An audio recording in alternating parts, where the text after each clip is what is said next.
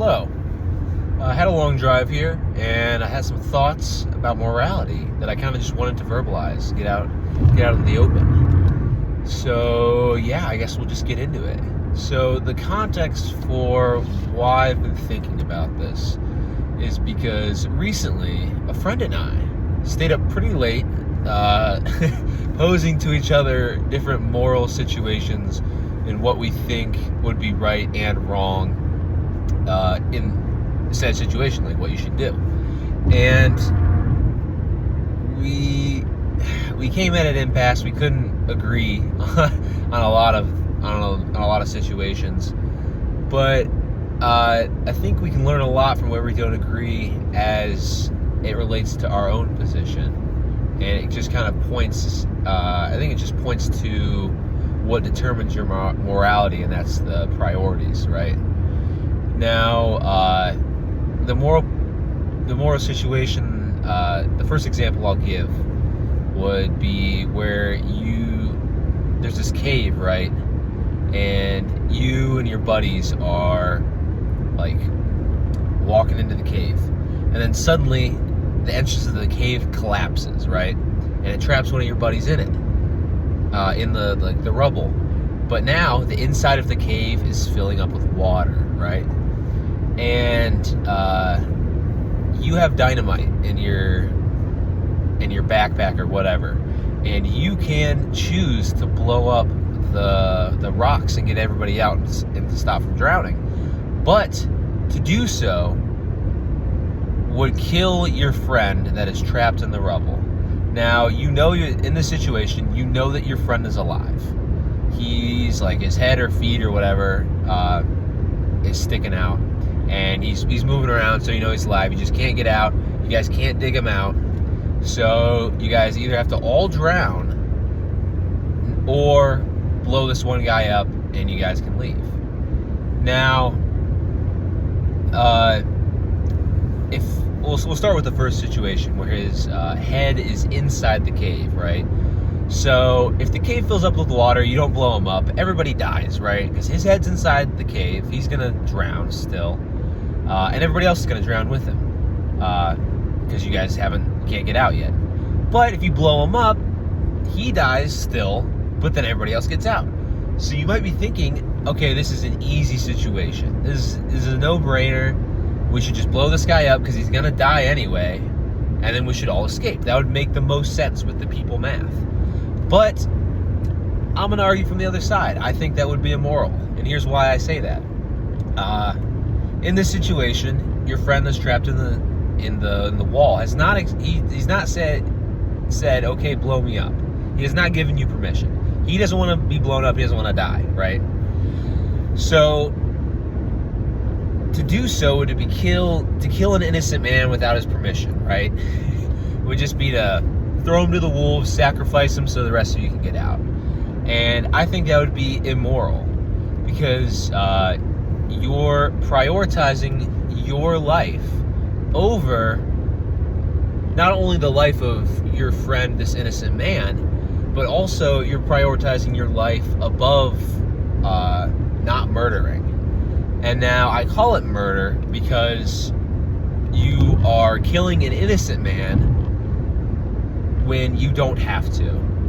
And my friend would argue from the other side and say it's not murder because you have to kill him to get out, right? But again, that just displays the priorities.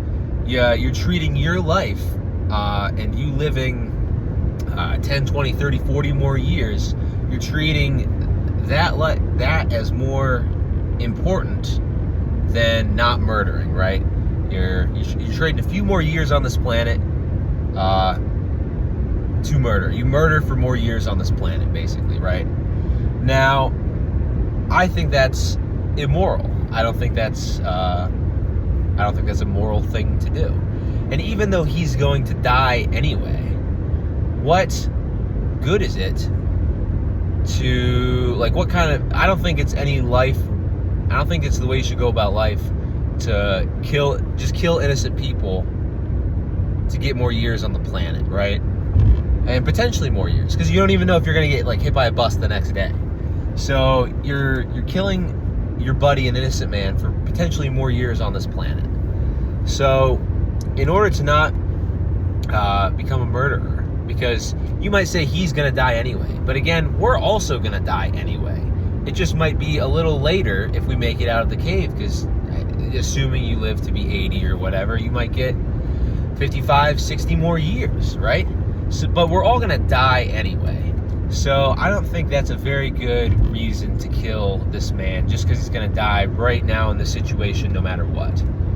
So that was my reasoning for why I think it would be immoral to kill that man. And obviously, people math determines you should just kill this innocent guy to get out, because more people would live. And I've already explained my rebuttal to that. So then, obviously, if his head is outside of the cave, he's not going to die anyway, right? If the cave fills with water. And I obviously still think it would be wrong to kill him, because like maybe somebody could rescue him or whatever. But like again, it goes back to not killing an innocent man for maybe a few more years on the planet, and even saving the lives of your friends that are trapped in the cave with you. That's still not worth just killing an innocent man. Is tough. That is as much as that might suck.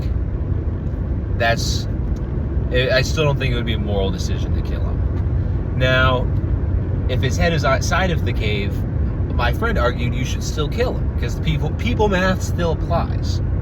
And then I drilled down a little bit. I was like, okay, let's say it's just you in the cave. So just you could die from drowning, or you blow him up and you get out, right? So he was like, I'm still blowing this guy up. I was like, okay, why? And he's like, well, I view our lives as of equal value, right? But but one of us has to die in this situation, right? And I'm always going to give slight preference to myself, right? Because like, I don't want to die.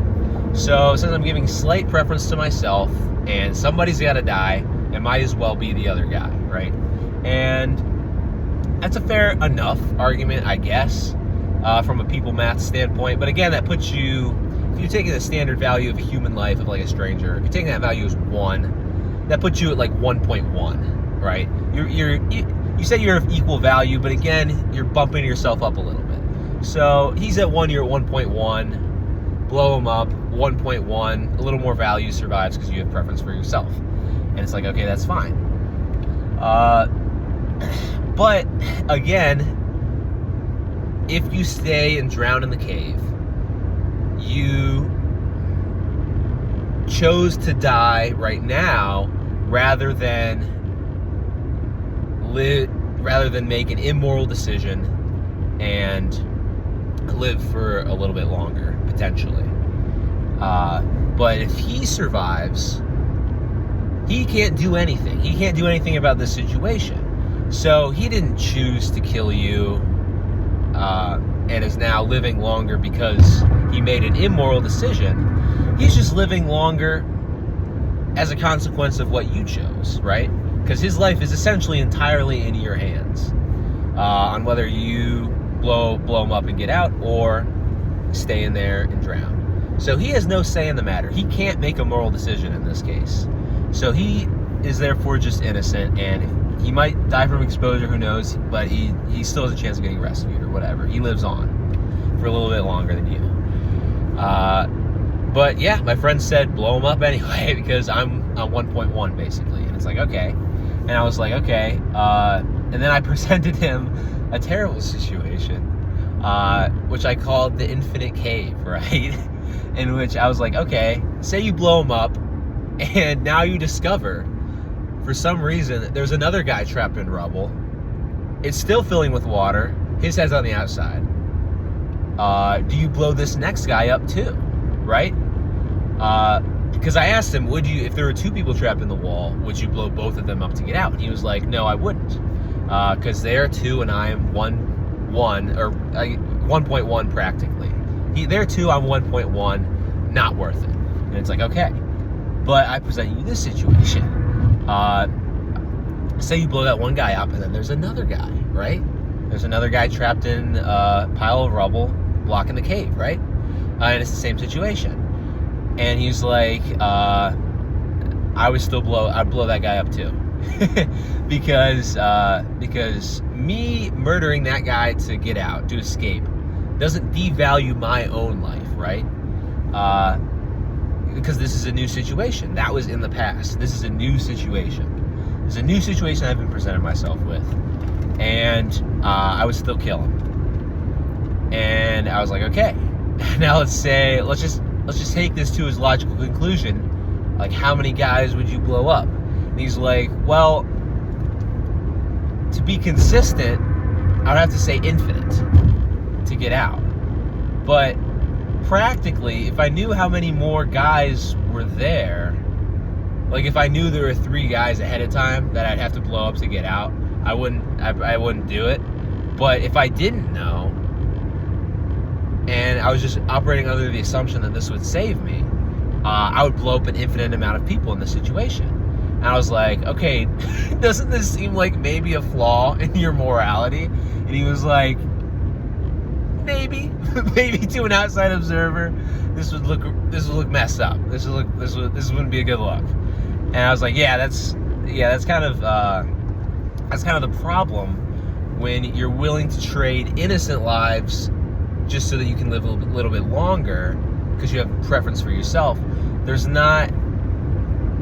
If they're presented to you a certain way, like sequentially one at a time, as opposed to, okay, kill 8 people and you get to live.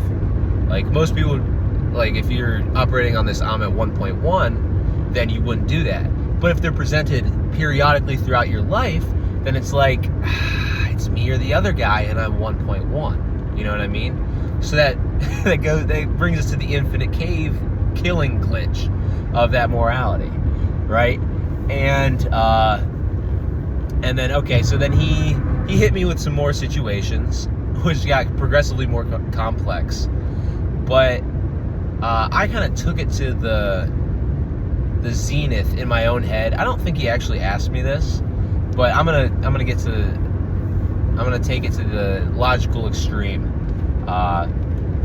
And that situation would be like, if there's an innocent man laying in a bed and he's asleep, and somebody puts a gun to your head and says, okay, kill this man in the bed or you die, right?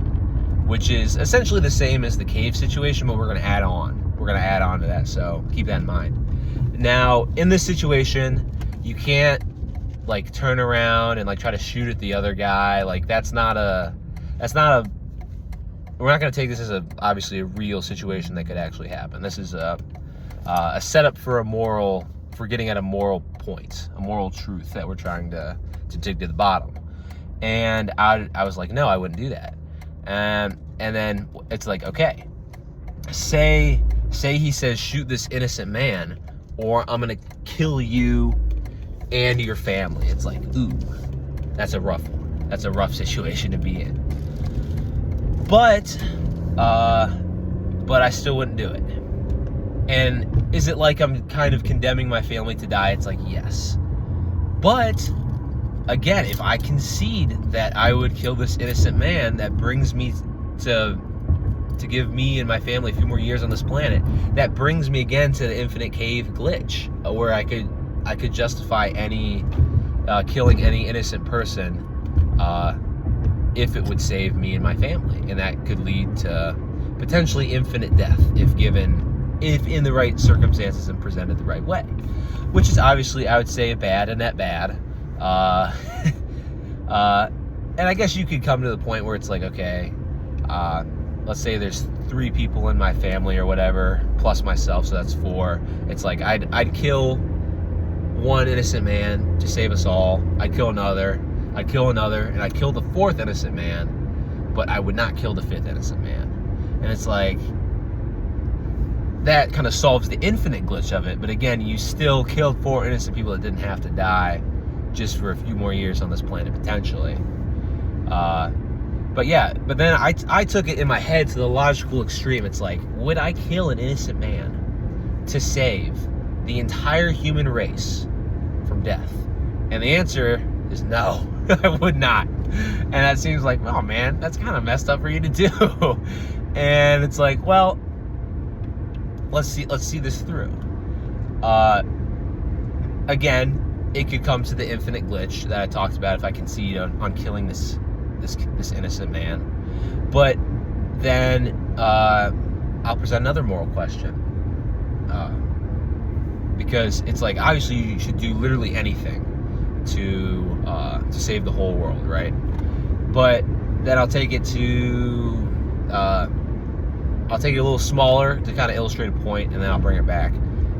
Say you're like in a room with 5 people, right? 5 other people, and then they throw this other guy in there, and the overlord of the situation says, okay, this guy I just threw in here, you must skin him alive.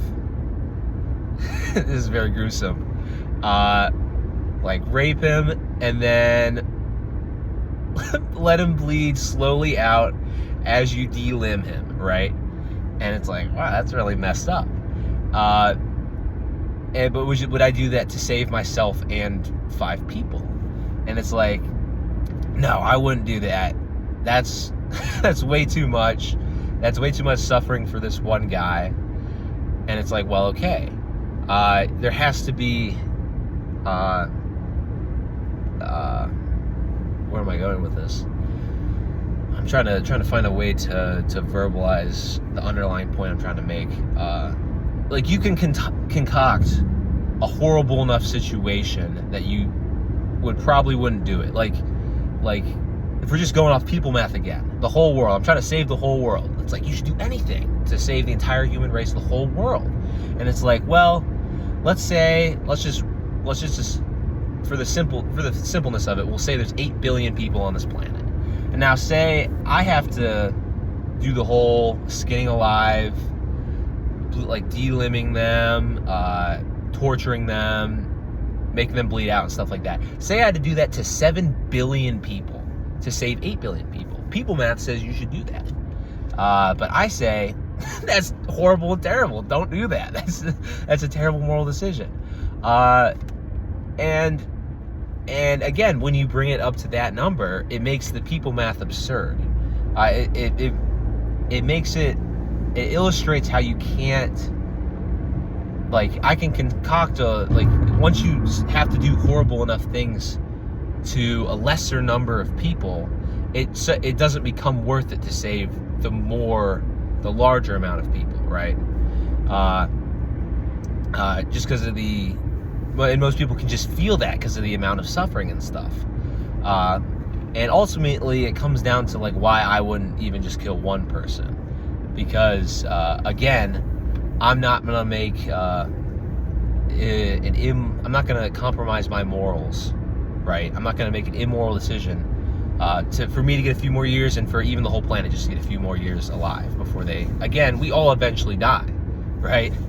So this whole we're gonna die anyway thing, this person's gonna die anyway, you might as well kill him. It's like, it doesn't really apply because we're gonna die anyway. So yeah, it just kind of illustrates that point. I was gonna bring it into something else, but yeah. But there is a limit to this, I will say. Like, I think it's probably immoral to break an old lady's arm for no reason, but I would do that to save the world. And here's how I differentiate that. Things like torture, murder, rape, those things are punishable by death, I think. I think those things should be punishable by death, right? Now, that means I wouldn't do any of those things to save a life or to save like other people's lives, because the thing I'm doing is punishable by death, right?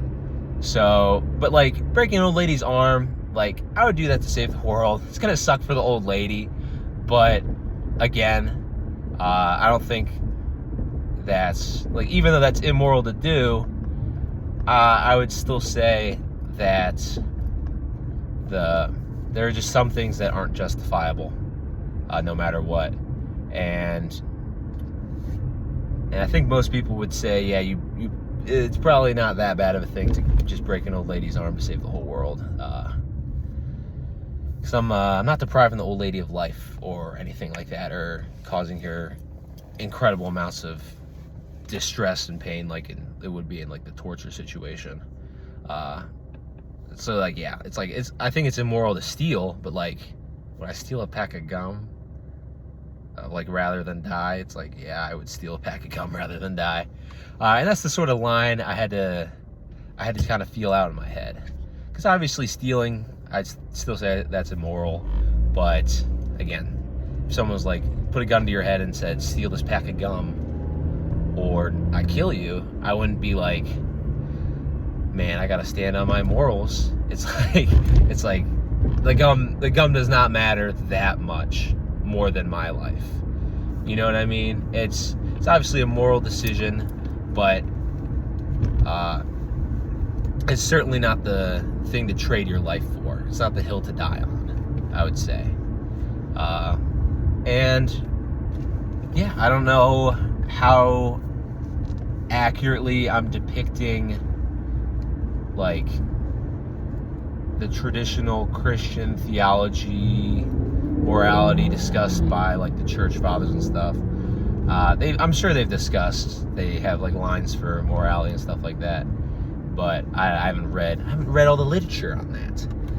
But yeah, it just kind of shows like the whole priorities thing.